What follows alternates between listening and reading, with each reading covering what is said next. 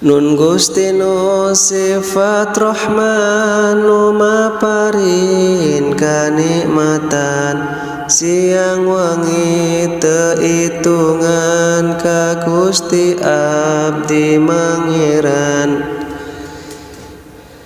Nun Gusti abdi rumasa abdi anu saedosa dosa alit jeung agengna dosa dohir jeung batina.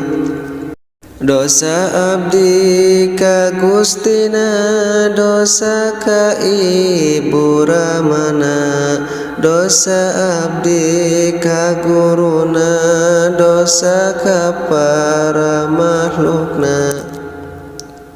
Abdi nu seueur maksiat ka Gusti teh tara elat ibadah sok diliwatan tara ngalakonan salat.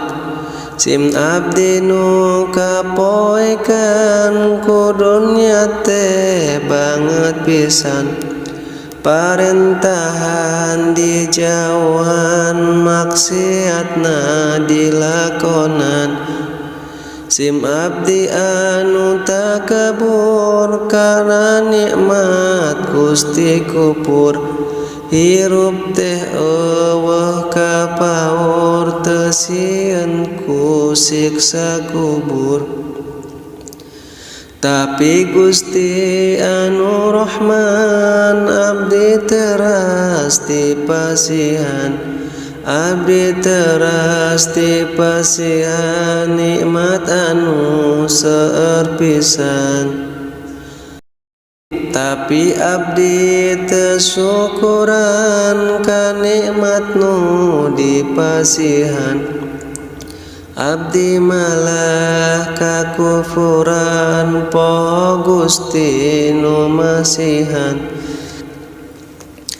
Si horeng kieu rasana anu jauh jeung Gustina hirup daya barokahna hate teu terang rasana.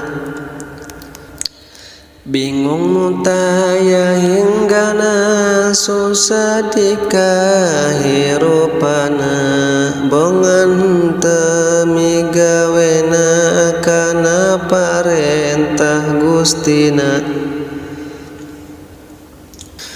Rarasaan moal pae moal dibungkus ku boe padahal mah eta pae nu nutur diri teu waleh.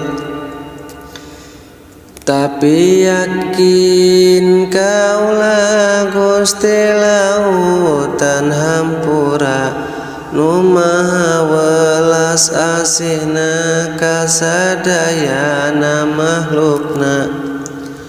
Nun Gusti nu sifat Rahman hatur nuhun tos nutupan dosa anu seueur pisan nu ku abdi dilakonan.